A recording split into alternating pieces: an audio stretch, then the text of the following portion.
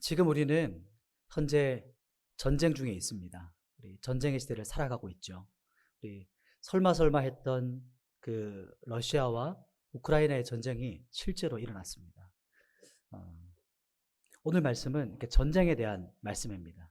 실제 전쟁은 아니고 예수님께서 사탄의 시험을 이기셨던 그 본문 말씀을 통해서 여러분과 승리하는 그리스도인의 원리에 대해서 여러분과 나누고자 합니다.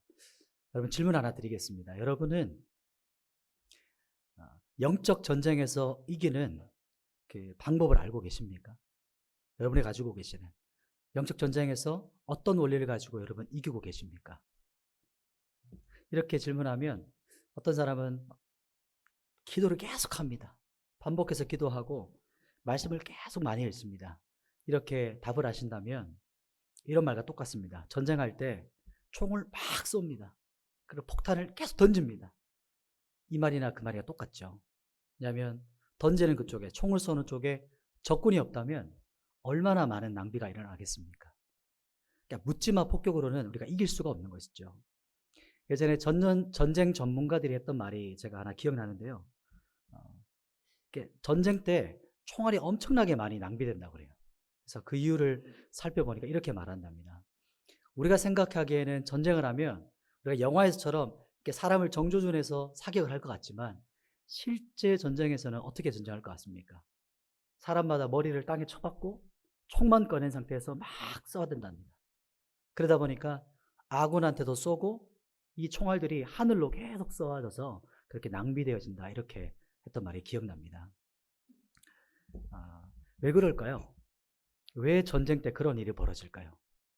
왜냐하면 두렵기 때문이죠. 전쟁의 그 참혹한 현장을 실제로 보기가 두렵기 때문에 그런 현상이 일어납니다. 그리고 이 전쟁 중에 완전히 무기력해지는 패닉 상태에 빠지는 그 군인들도 엄청나게 많다고 합니다. 성도 여러분, 우리의 영적 전쟁의 모습이, 여러분의 신앙생활의 모습이 혹시 이런 모습은 아닙니까? 막 말씀을 아무데나 막 퍼부어요. 기도를 주문처럼 합니다. 그런데 아무런 효과도 없고 완전히 무기력 상태로 우리가 계시진 않습니까? 우리의 영적인 상태는 알지만, 우리 반대로 영적인 것에 대해서는 알지만 실제 삶에서는 무신론자처럼 여러분 혹시 살아가고 있지는 않습니까? 영적인 것을 무관심한 채 그냥 없는 것처럼 회피하고 살아가고 계시진 않습니까? 왜 이렇게 인생이 허무하고 힘든가 막 눌려서 고백하면서, 또 혹은 승리에 대한 감각, 이겼던 하나님 안에서의 그 감격들, 그런 것도 잊어버린 지가 혹시 너무 오랫동안 지난 분이 안 계십니까? 그런 분이 계시다면 오늘 이 말씀, 오늘 이 본문의 말씀이 진정으로 그분에게 정말 의미가 있을 겁니다. 우리 승리하는 그리스도인의 세 가지 영적 원리를 오늘 본문을 통해서 한번 살펴보겠습니다. 우리 마태복음을 지금 펴신데 마태복음은 또 책갈피로 놓으시고 첫 번째 봤던 요한일서 말씀을 같이 보겠습니다. 뒷부분이죠. 요한일서 2장 16절 말씀을 다 같이 한번 보도록 하겠습니다. 요한일서 2장 16절입니다.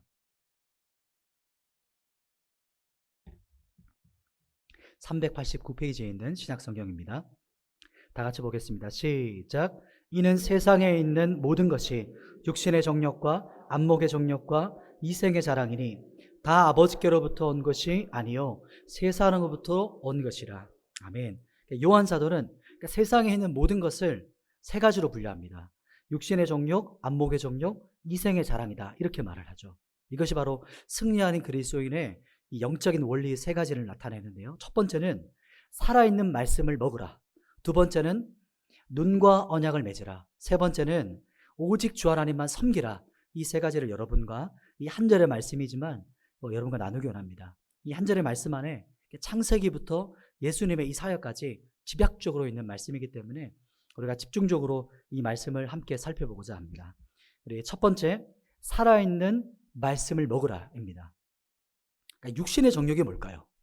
요한 사도가 말하는 그 첫 번째 육신의 정욕이 뭘까요? 이제 다시 우리가 마태복음으로 지금 이제 가서 이 자세하게 예수님께서 이기신 그 현장을 가볼 텐데요. 마태복음으로 이제 한번 쭉 앞으로 한번 가보시죠. 왜냐하면 예수님께서 직접 시험을 이기신 그 승리하는 원리가 이 본문에 있기 때문입니다. 마태복음 4장입니다. 4장 3절 말씀을 다 같이 한번 읽도록 하겠습니다. 다 같이 봅니다. 시작. 시험하는 자가 예수께 나와서 이르되 내가 만일 하나님의 아들이거든 명하여 이 돌들로 떡덩이가 되게 하라. 여기서 시험하는 자가 누굽니까? 사탄이죠. 사탄마귀죠. 내가 만일 하나님의 아들이거든. 이건 정체성에 대한 시험입니다. 3번 계속해서 반복적으로 나타나는 그런 이야기죠. 무슨 말이냐면 너 정말 하나님의 아들이라고? 네가 메시아야? 네가 하나님의 자녀라고? 네까지 것이 나를 이긴다고? 이렇게 질문하는 것이죠. 첫 시험이 바로 뭐냐면 이 돌들로 떡덩이가 되게 해봐라. 이렇게 묻는 겁니다. 이것이 바로 요한 1서에서는 육신의 정욕이라고 말한 부분입니다. 뭐냐면 떡덩이, 빵을 말하는 것이죠. 이것은 우리 생활에서 꼭 필요한 것, 그러니까 생필품을 말하는 겁니다. 여러분, 합리적인 시험이죠. 그러나 그것을 시험하는 게 아닙니다. 무슨 말이냐면 예수님께서 마지막 때는 노아의 때와 같을 것이다 라고 말했습니다. 노아의 때와 같을 것이다. 뭐냐면 사람들이 먹고 마시고 장가들고 시집가는 것에 몰두되는 때를 말합니다. 이게 전부인 것처럼 살아가는 때가 노아의 때, 마지막 때가 일어날 것이다. 이렇게 말씀하시죠. 예수님의 대답을 더 듣고 조금 더 나누겠습니다. 우리 4절 말씀인데요. 4절 말씀을 같이 한번 우리 고백하겠습니다. 시작. 예수께서 대답하여 이르시되 기록되었을 때 사람이 떡으로만 살 것이 아니요 말씀으로 살 것이라. 아멘. 여기서 떡이 필요 없다는 것이 아닙니다. 떡이 필요 없다는 것이 아니고 첫 번째 승리하는 영적 전쟁의 원리는 살아있는 하나님의 말씀을 먹는 겁니다. 죽어있는 율법 조문이 아니고 살아있는 하나님의 말씀이 우리 안에 있는 사탄을 이기게 하고 내 안에 있는 정욕을 이기게 한다. 이 말씀입니다. 더 구체적으로 우리 안에 있는 육신의 욕구, 우리 안에 있는 육신의 정욕을 이기는 것이죠. 여러분, 우리의 싸움터는요, 바로 우리의 마음입니다. 가장 치열한 장소가 어디냐면 여러분의 그 심령, 지금 여러분의 마음이 가장 치열한 영적 전쟁의 자리입니다. 성도 여러분, 사탄은요, 여러분 주변의 것들에 관심이 있지 않고 여러분의 그 마음에 관심이 있어요. 여러분의 그 마음과 심령을 어떻게든 분산시키고 그 마음을 더럽혀서 여러분의 심령과 그 온 마음이 하나님께 드려지지 못하게 만드는 것이 원수 사탄의 전략입니다. 그것이 아마 지금 여러분의 마음을 돌아보시면 그 전략을 증명할 겁니다. 사탄의 첫 번째 전략이 바로 뭐냐면 먹는 겁니다. 먹는 거. 육신의 정욕이죠. 가장 기본적인 조건입니다. 조건이죠. 욕구죠. 여러분이 먹는 것에만 집착하고 먹고 마시는 것에 온갖 관심을 기울이게 하는 겁니다. 여러분, 이 말이 참 대수롭지 않게 들릴 수도 있습니다. 그러나 그렇지 않습니다. 여러분 한번 생각해 보십시오. 그럼 TV를 켜면 뭐가 나올까요? 어떤 방송이 요즘 가장 많이 나옵니까? 요즘 대세 방송이 뭐죠? 먹방이죠. 먹는 거. 그래서 뭐 셰프, 뭐 골목식당, 삼시세끼, 뭐 생생정보통해서 모든 맛집 투어하는 거. 우리나라뿐만 아니고 세계 맛집 투어도 있습니다. 가장 인상적인 어떤 카페, 뭐 이런 것들이 계속 나옵니다. 유튜브를 요즘 젊은 사람들 많이 보는데 유튜브의 가장 대세 방송이 먹방 대세죠. C.S. 루이스라는 분이 이렇게 한 말이 제가 기억납니다. 뭐냐면 음식을 자세히 비춰주는 요상한 모습이라는 어떤 말을 표현한 적이 있습니다. 한참 오래전에요. 근데 지금 방송들이 어떻습니까? 이 음식을 막 클로즈업해서 사람들이 막 그 김이 막 모락모락 올라가는 것까지도 보여주죠. 그러면서 먹는 소리. 여러분, 이런 시대의 문화를 우리가 살아가고 있습니다. 그래서 이 과도하게 먹는 것에 집착하고 또 아이러니컬하게 우리가 먹는 것 때문에 우리가 고통과 질병을 당하고 있는 시대. 또 지구 반대편에는 기아와 기근이 얼마나 많이 우리가 고통당하고 있습니까? 정말 기본적인 싸움이죠. 우리는 육신이 다가 아닌 걸 아시죠? 그죠? 그런데 육신이 다가 아닌 걸 아는데 왜 그렇게 우리가 살지 못할까요? 능력이 없기 때문입니다. 우리가 알고 있고 이해하는 그 생각대로 살아가지 못하는 것은 우리가 그 힘의 능력이 없기 때문이에요. 하나님의 말씀, 살아있는 하나님의 말씀을 먹어야 우리가 육신을 다스릴 수 있는 겁니다, 여러분. 살아있는 하나님의 말씀으로 우리 몸을 다스려야 되는 것이죠. 영적인 양식이 우선순위라는 겁니다. 너무나도 잘 아시죠? 그러나 육신의 양식에 집착하고 변태적으로 애착하는 그것을 이길 수 있는 원리는 여러분 살아있는 하나님의 말씀을 먹어야 이길 수 있습니다. 먹지 않고 이길 수 없죠. 아무리 최고의 어떤 차, 최고의 성능의 차라도 기름 없이 어떻게 달립니까? 사람도 마찬가지입니다. 먹지 않고 영적인 양식을 먹지 않고 영적 전쟁에서 이길 수 없는 것은 동일한 원리인 것이죠. 여러분, 육신의 양식에 집착하지 않고 우리가 승리하는 원리는 바로 하나님의 말씀을 향한 갈망입니다. 그 말씀을 사모하는 거예요. 여러분, 그 마음이 여러분 안에 있습니까? 제가 동성교회에 와서 참 처음에 놀라고 또 원래 정상적인 거지만 너무 참 대단했던 것은 우리 성도분들이 예배 30분 전부터 와 계시는 거예요. 미리 나와 계시는 거예요. 그게 참 원래 당연한 거 아닙니까? 그죠? 그런데도 그 모습을 보면서 참 우리 성도분들이 훈련되셨구나. 담임 목사님의 목양과 그 헌신을 통해서 얼마나 말씀과 예배에 훈련되셨는지를 제가 보고 참 많은 그 도전을 받았습니다. 그럼 여러분, 오셔서 어떤 기도를 하십니까? 어떻게 여러분 하나님 앞에 지금 나오셨는데 어떤 기도로 여러분 하나님께 고백하셨습니까? 이렇게 기도하시는 거죠. 하나님, 오늘 지금 저에게 하시는 살아있는 말씀을 주십시오. 한마디 말씀이라도, 한 구절의 생명의 말씀이라도 저에게 당신의 호흡을 부어주세요. 생명의 호흡을 저의 심령에 부어주세요. 죽어있는 내용을 깨워주십시오. 그렇게 기도하시는 것이죠. 그래서 정말 단 한 단어라도 그 말씀이 우리의 심령을 때릴 때가 있죠. 와닿을 때가 있지 않습니까? 그런 것처럼 살아있는 말씀으로 저를 정복해 주시고 저를 이끌어 주십시오. 그런 마음으로 기도하고 계시죠. 살아있는 말씀. 여러분, 이렇게 기도함으로 여러분이 성경을 한 장을 읽으시든지 또 혹은 성경 읽다가 어떤 구절이 마음에 확 와닿으면 그 한 절에 계속해서 묵상하시고 그 말씀을 씹어 드시는 겁니다.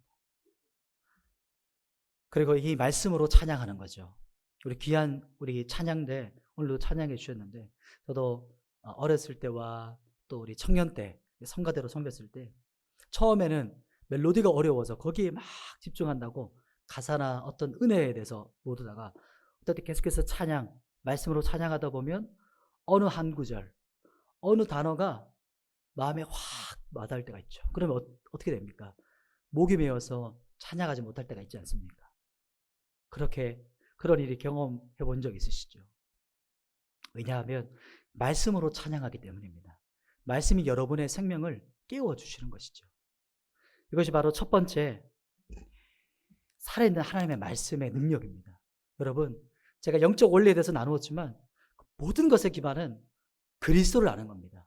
말씀이신 그리스도를 아는 만큼 이길 수 있는 것이죠. 그리스도를 아는 갈망, 여러분 그 갈망들이 여러분 안에 있으십니까? 그리스도를 진정으로 알기 원하십니까? 여러분, 그리스도를 아는 만큼 세상을 이기고 세상을 분별할 수 있는 겁니다. 이 말씀을 여러분 안에, 오늘 이 말씀이 여러분의 마음에 새겨지기를 간절히 원합니다. 이것이 바로 첫 번째 승리하는 원리인 살아있는 말씀을 먹으라. 우리 같이 한번 따라해 볼까요? 살아있는 말씀을 먹으라. 아멘, 감사합니다. 두 번째는 눈과 언약을 맺는 겁니다. 눈과 언약을 맺으라. 여기서 눈은요, 육적인 눈과 영적인 눈을 같이 포함하는 것을 말합니다. 동시에 말하는 것이죠. 우리 마태복음 4장 6절 말씀, 본문 말씀을 같이 한번 보도록 하겠습니다. 4장 6절 같이 한번 고백합니다. 시작. 이르되 내가 만일 하나님의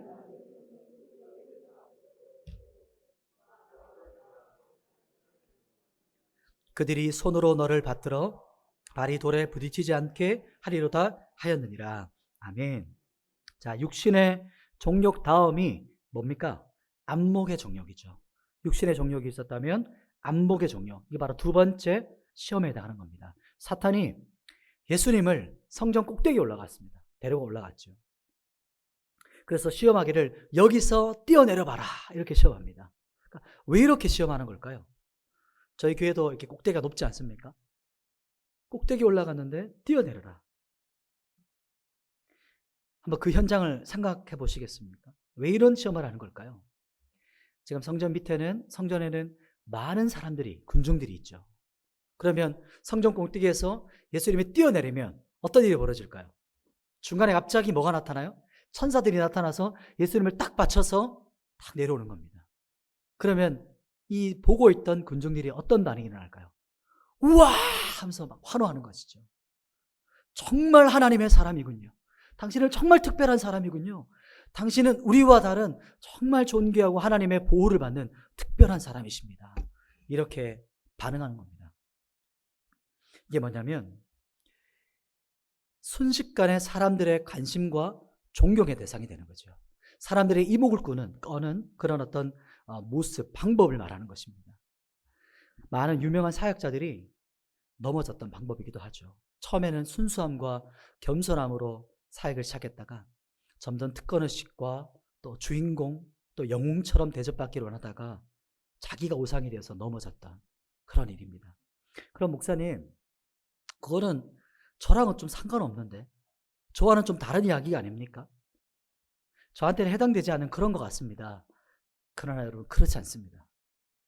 육신의 정욕에서 제가 더 나누지 못했던 부분들이 있거든요. 이 부분에 더 어울리기 때문입니다. 보여지는 것에 민감한 거예요. 보여지는 거. 그러니까 육신의 정욕과 안목의 정욕이 연결되어지는 재성이죠. 그러니까 자아의 강력한 두 영역입니다. 육신의 정욕, 안목의 정욕. 그러니까 육신의 정욕은 1차적인 거라면 이 안목의 정욕은 조금 더 교묘한 겁니다. 이 두 가지가, 이 시대의 두 가지가 혼합되어 나타나는 것이 있는데요. 그게 뭐냐면 SNS입니다. 소셜미디어. 뭐죠? 다른 사람에게 내가 어떻게 보여지는가가 중요해요. 그게 정말 중요한 거예요. 나는 지금 영적으로 정서적으로 완전히 피폐하게 살아가고 있는데도 불구하고 지금 뭐 맛집이라든지 카페 사진을 올리는 거죠. 그래서 거기에 보면서 좋아요와 댓글을 보면서 기뻐하는 거예요. 그러면 어른들은 예외일까요? 어른들은 어떻게 됩니까? 예외가 아니죠. 어른들은 자기가 가지고 있는 집, 내가 사는 집, 내가 지금 가지고 있는 직장, 그리고 내가 이제까지 이루어놨던 업적들, 그리고 다른 사람에게 보여지는 어떤 것들에 막 붙잡혀 살아갑니다. 그러면서 내가 이제까지 이뤄놓은 것이 뭔가 없는 것처럼 느껴지면 내가 인생을 헛살았나? 이런 어떤 사탄의 밥이 될 수 있는 것이죠. 영적인 눈이 아니죠. 육신적인 눈인 겁니다. 그러니까 성경의 대표적인 사람이 있죠. 바로 사울입니다. 사울. 아멜렉을 진멸하고 하라셨던 하나님의 명령을 사울이 어떻게 합니까? 교묘하게 순종한 것처럼 꾸밉니다. 그러니까 불순종이죠. 뭐냐면 진멸하지 않고 좋은 소와 양을 남겨두죠. 그러면서 뭐라고 말하죠? 하나님께 예배드리기 위해서 남겼다, 이렇게 말합니다. 겉으로 보기에 좋은 것을 남긴 거죠. 이게 무슨 말이냐면 하나님이 뭐라고 말씀하시든지 내가 판단하기에 좋은 것을 선택하는 겁니다. 하나님의 말씀이 뭐라고 하든지 내가 스스로 선택하고 판단하는 것이죠. 그게 바로 이 육적인 눈, 자아의 눈을 말하는 겁니다. 이게 이때 정말 유명한 말씀이 나오는데요. 우리 구약 말씀으로 한번 앞으로 돌아가 보도록 하겠습니다. 마태복음 이렇게 끼워 놓으시고 열왕기상, 사무엘상 말씀입니다. 사무엘상. 왜냐하면 우리가 어렸을 때 유초동부 때 이 말씀을 꼭 암송했던 그 말씀인데요. 사무엘상 15장 말씀입니다. 제가 가진 성경은 333페이지에 있는 구약 성경입니다. 사무엘상 15장 22절 말씀을 다 같이 한번 찾아보도록 하겠습니다. 우리 평생에 반드시 기억해야 되는 그 말씀의 본문입니다. 같이 한번 우리 읽겠습니다. 시작. 사무엘이 이르되 여호와께서 번제와 다른 제사를 그의 목소리를 청종하는 것을 좋아하심같이 좋아하시겠나이까? 순종이 제사보다 낫고 듣는 것이 순양의 기름보다 나으니. 아멘. 이 말씀을 듣고 사울 왕이 회개했다면 얼마나 좋았겠습니까? 그러나 사울의 반응은 그렇지 않죠. 30절에 어떻게 반응하는지 보시겠습니까? 쭉 내려와서 30절 말씀을 같이 한번 또 읽겠습니다. 시작. 사울이 이르되 내가 범죄하였을지라도 이스라엘 앞에서 나와 함께 돌아가서 내가 당신의 하나님 여호와께 경배하게 하소서 하더라. 무슨 말이죠? 자기 체면 좀 지켜달라는 말입니다. 내가 죄를 지었지만 내가 왕이니까 사람들 앞에서 나를 높여달라는 거예요.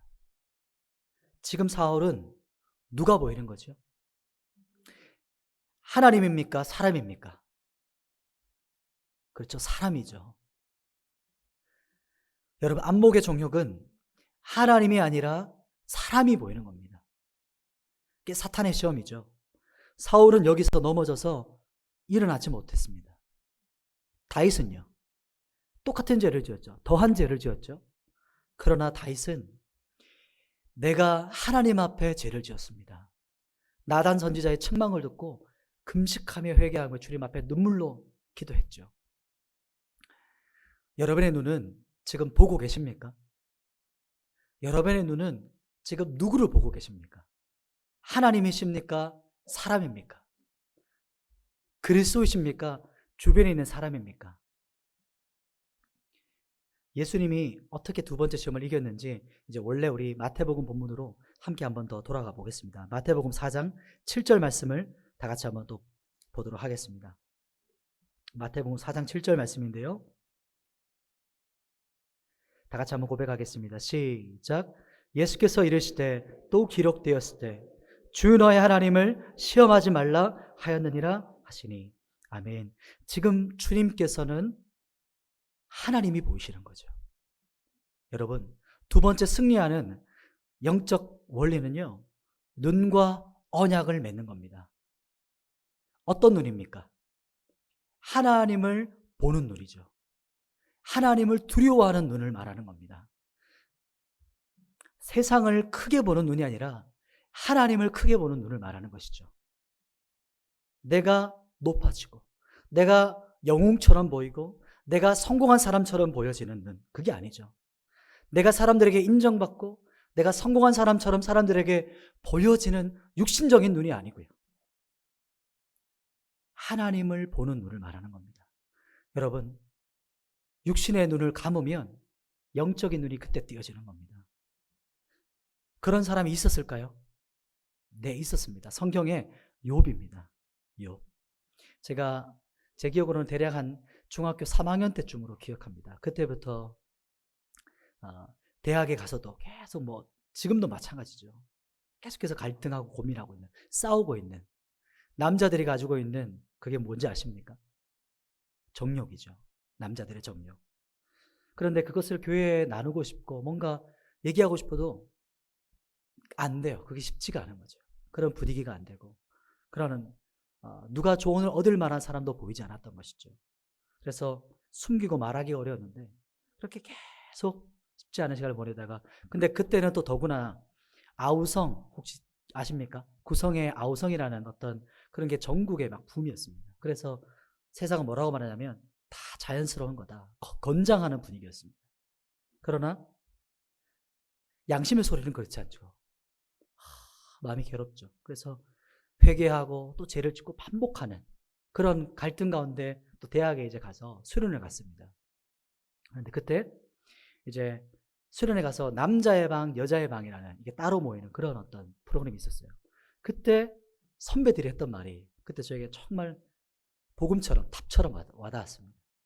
그 선배들이 뭐라고 말했냐면 남자들이 가진 육신의 정욕을 이길 수 있다는 거예요. 이길 수 있다. 너무 혼란스럽고 힘들었는데 그때 그 확신에 찬 말을 듣고 얼마나 답을 얻었는지. 그러면서 그때 출전했던 추천해 주었던 책이 모든 남자의 참을 수 없는 유혹입니다. 욥이 그때 그 책에서 욥이 눈과 언약을 맺었다는 것을 처음 알았어요. 그때는 성경에 대해 잘 몰랐기 때문에 욥이 눈과 언약을 맺었다는 걸 그때 처음 봤습니다. 바로 안목의 정욕을 어떻게 이겼는지를 성경에 말하는 것이죠. 제가 한번 선포해 드리겠습니다. 욥기 31장 1절 말씀인데요. 내가 내 눈과 약속하였으니 어찌 처녀에게 주목하랴. 한 번 더 선포해 드리겠습니다. 내가 내 눈과 약속하였으니. 개역 한글 버전에서는 내 눈과 언약을 맺었다 이렇게 표현합니다. 우리는 하나님 나라를 바라보는 사람입니다. 여러분, 성도는 거듭난 눈을 가지고 있죠. 우리는 누구를 바라보는 눈이 있습니까? 그리스도를 바라보고 계시죠. 그리스도의 아름다움을 갈망하며 그분을 더 사모합니다. 우리는 하나님 나라의 영원한 그 나라, 우리가 영원한 가치의 그 나라를 바라보는 눈을 사모하죠. 더 그리스도를 알기 원하죠. 여러분 안에 그런 눈이 있으십니까? 그런 분이 있으시죠? 여러분 거듭나셨죠? 여러분의 심령 안에 그리스도를 더 알기 원하시죠? 그리스도의 아름다움을 더 날마다 깨닫기 원하시죠? 그 영광 앞에서 그 아름다우심에 사로잡혀서 세상 가운데 주님의 뜻대로 살기 원하시죠? 거듭난 눈, 그리스도의 아름다우심을 보는 눈이 있는 사람입니다. 참된 그리스도인은 세상의 영광이 아니라 하나님의 영광을 보는 눈이 있는 사람이죠. 세상이 우리가 볼 때 너무 찬란하고 빛나는 보석처럼 보일지라도 그것이 곧 후패하고 영원한 것이 있다는 것을 아는 사람이 우리이지 않습니까? 영원한 가치가 무엇인지 아는 사람이지 않습니까? 여러분, 지금 어디를 보고 계십니까? 여러분의 눈은 어디를 향하고 계십니까? 그리스도이십니까? 세상입니까? 하나님의 나라입니까? 세상의 보합니까? 너무 이분법적입니까? 하나님의 나라를 온전히 바라보지 못하면 세상을 온전히 바라보지 못해요. 그리스도를 아는 만큼 자신을 알고 세상을 알 수 있는 겁니다. 그게 분별하는 세대죠. 이것이 바로 두 번째, 눈과 언약을 맺음으로 안목의 정욕을 이기는 원리입니다. 승리하는 두 번째 원리는 눈과 언약을 맺으라. 우리 같이 한번 따라해 보시겠습니까? 눈과 언약을 맺으라. 아멘, 감사합니다. 세 번째는 오직 주 하나님만 섬기라입니다. 우리 마태복음 4장 8절 9절 말씀인데요. 8절과 9절 말씀을 우리 다 같이 한번 고백해 보도록 하겠습니다. 다 같이 읽습니다. 시작. 마귀가 또 그를 데리고 지극히 높은 산으로 가서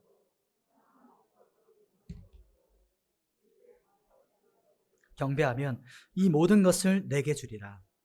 아멘. 마지막 세 번째 시험은 이생의 자랑입니다. 요한일서의 마지막 부분이 이생의 자랑. 사탄에게 경배하면 무엇을 주는 겁니까? 세상의 모든 권세와 능력을 말합니다. 그것은 요한 사도가 이생의 자랑이라고 표현했죠.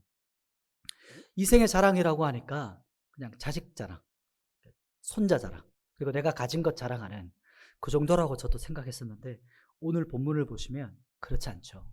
예수님께서 시험 당하신 장면을 우리가 이 본문을 보시면 더 자세하게 알 수 있는 겁니다.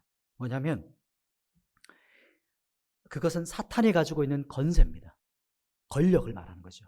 사탄이 세상을 통치하는 통치권, 그러니까 세상 권세, 권력을 말하는 것입니다. 여기서 사람이 받게 되는 가장 강력한 시험이 이 바로 권력입니다. 그러면 목사님 저랑은 좀 상관이 없는, 저는 뭐니 해도 돈이 좋습니다. 이런 사람이 계십니까? 그렇지 않습니다. 이 권력이란 말은 권력이라고 하면 유명해지고 다른 사람에게 중요한 사람이 되고 싶은 갈망입니다. 욕구입니다. 그래서 주변 사람들에게 영향력을 주기 원하고 그래서 사람들이 내 말을 따르고 나를 좀 경배해주고 높여줬으면 좋겠어요. 그런 욕구가 권력욕입니다. 세 번째 시험은 이 바로 통치권, 권력을 가지고 싶은 것이죠. 내 말 한마디에 사람들이 일사천리로 움직여요. 그게 바로 권력의 능력이죠. 예전에 이런 말이 계속 내려오지 않습니까? 말 한마디로 나라가는 뭐가 떨어집니까? 새가 떨어지는 권세. 지금까지 들어서는 뭔가 뭐 나쁜지 잘 모르겠는데요. 이 정도면 괜찮은 거 아닙니까? 라고 하실 분이 생길지도 모르겠습니다. 절대 그렇지 않습니다. 요즘 들어서, 최근 들어서 유행하고 이슈화된 말이 있습니다. 뭐냐면 가스라이팅입니다. 가스라이팅. 들어보셨나요? 이게 전문적인 용어는 아니지만 쉽게 말하면 한 사람에게 자신의 역량을 지속적으로 미치게 해서 자기가 원하는 방향대로 조종하고 통제하는 걸 말합니다. 뭐 더 자세한 내용은 아니지만 쉽게 말하면 그런 뜻입니다. 왜 사람은 강력하다는 이 만몬, 돈보다 권력에 더 사로잡히는 걸까요? 왜 말 한마디로 사람들을 다스리고 통제하고 싶은 걸까요? 왜냐하면 우리는 하나님의 형상대로 창조되었습니다. 우리 안에 하나님의 형상이 있어요. 하나님께서 세상을 어떻게 창조하셨죠? 말씀으로 창조하셨죠. 말씀으로 온 천지를 창조하셨습니다. 우리에게도 말의 권세가 있죠. 말의 능력이 있습니다. 그런데 그 능력을 가지고 내 정력과 내 만족을 위해서 사용하면 그것이 죄를 짓는 것이죠. 거기서 이제 역기능이 일어나는 것입니다.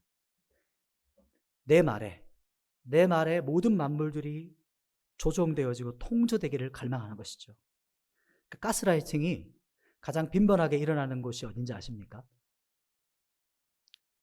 가정입니다. 그리고 가장 사랑하는 관계 가운데서 이런 일이 많이 벌어집니다. 그러니까 왜 그럴까요? 너무 사랑하기 때문이죠. 너무 가족을 사랑하기 때문에 이 사람에게 내가 중요한 사람이 되었으면 좋겠고, 내 말에 이 사람이 들어줬으면 좋겠고, 그리고 너무 사랑하기 때문에 내 생각과 내가 볼 때 가장 좋은 방법으로 이 인생을 이끌어가고 싶은 거예요. 그렇게 통제하고 싶은 것이죠. 그래서 너무 가족을 사랑하기 때문에 열정적으로 영향력을 미치기 원하는 것이죠. 그러나 그 사랑이 하나님께로부터 온 것이 아니고 내 안에서 내 욕심과 내 자아와 내 정욕에서 일어난다면 그것이 문제가 되는 것이죠. 저는 이게 광야를 지나며라는 찬양이 있는데요. 우리 젊은 분들은, 우리 청소년들도 잘 알고 있는 아마 찬양일 수 있습니다. 광야를 지나며라는 찬양의 2절 부분을 저는 개인적으로 참 좋아합니다. 2절 부분이 이렇게 가사가 있습니다. 이런 내용인데요. 내 자아가 산산이 깨지고 높아지려 했던 내 꿈도 주님 앞에 내려놓고 오직 주님 뜻만 이루어지기를, 나를 통해 주님만 드러나시기를 광야를 지나며, 이런 가사입니다. 결국 보좌를 내어드리는 겁니다. 자기 자신도 마찬가지예요. 내 인생의 통치권을 주님께 내어드리는 겁니다. 기꺼이 내 인생의 주인 되신 주님을 인정해 드리는 겁니다. 그것이 예수님은 이렇게 말씀하셨어요. 우리 마지막 절인데요. 우리 4장 10절 말씀을 다 같이 한번 선포해 보시죠. 우리 마태복음 4장 10절 말씀 우리 같이 고백해 보겠습니다. 시작. 이에 예수께서 말씀하시되 사탄아 물러가라. 기록되었을 때 주 너의 하나님께 경배하고 다만 그를 섬기라 하였느니라. 아멘. 마지막 세 번째는 오직 주 하나님만 섬기라 합니다. 이생의 자랑을 이기는 영적인 원리는 오직 주 하나님만 나의 왕으로, 나의 주인으로, 유일하신 나의 하나님으로 섬기는 겁니다. 거기서부터 시작하는 겁니다. 말씀을 정리하겠습니다.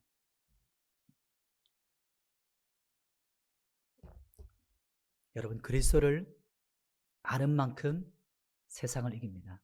그것이 가장 기본입니다. 첫걸음입니다. 그리스도를 안다는 것은 말씀을 안다는 것이죠. 그리스도를 더 알기 원하는 것이죠.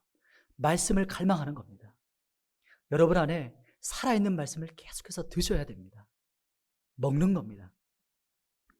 그럴 때 이 세상을 분별하고 세상에 흡슬려 가지 않는 삶을 살아가게 되는 것이죠. 여러분, 그리고 하나님을 바라보는 눈이 있는 것이죠. 눈과 언약을 맺는 것, 하나님의 영원한 가치, 그리스도의 아름다우심을 갈망하는 겁니다. 그분을 더 사모하는 것이죠. 그리스도의 영광을 더 보기 원하는 것이요. 그리스도를 봐야 세상을 온전히 봅니다. 그리스도를 모르는데 어떻게 세상을 이길 수 있겠습니까? 정말 그리스도께 사로잡힌 사람. 저는 정말 우리 동성교회에 와서 참 귀한 것은 우리 믿음의 우리 선배들이 계시지 않습니까? 우리 장로님들, 권사님들, 또 집사님들. 나라를 위해서 기도했던 우리 이 땅에 우리 선배들이 계십니다. 그리고 그 믿음의 유업을 받아서 지금 우리가 또 그 유업을 이어받고 있죠. 우리 다음 세대와 우리 자녀들을 위해서 우리가 기도함으로 계속해서 갈망하고 있지 않습니까? 여러분, 여러분의 자녀들과 다음 세대를 위해서 어떤 믿음의 유업을 준비하고 계십니까? 여러분 자녀들에게 무엇을 유산으로 남겨주실 겁니까? 제가 간절히 소망하는 것은 정말 하나님의 말씀으로 이 세대를 분별하는 것이 무엇인지, 말씀으로 살아가는 그런 아버지, 그런 아비가 우리 동성교회 가운데서 가득하기를 소망합니다. 그런 어미들, 말씀이 무엇인지, 그리스도와 친밀히 살아가는 것, 그리스도의 영광의 영원한 가치를 사모하는 삶이 무엇인지를 보여주는 사람, 그런 어머니들이 이 교회 가운데 가득하기 원합니다. 어떻게 다음 세대를 세우고 이끌 수 있죠? 우리가 먼저 그런 아비가 되어야 되지 않겠습니까? 저희 자녀 세대들이 우리 부모 세대를 보고 믿음으로 따라가지 않습니까? 그래서 정말 간절히 소망하는 것은 피로 세워진 이 동성교회, 나라가 세워질 때 피로 값주고 샀던 이 동성교회가, 선교사님들이 와서 피 뿌린 이 대한민국의 한국교회가 우리 믿음의 위협을 받아서 또 우리 자녀들이 이제 20년, 30년 후에 이 믿음의 위협을 계속해서 이어갈 때 여러분의 믿음의 어깨 위에 서서 이 자녀들을 위에 세워서 우리보다 더 나은 세대, 우리보다 더 뛰어난 우리 동성교회, 그런 교회로 세워가기를 간절히 소망합니다. 제가 기도하겠습니다. 하나님,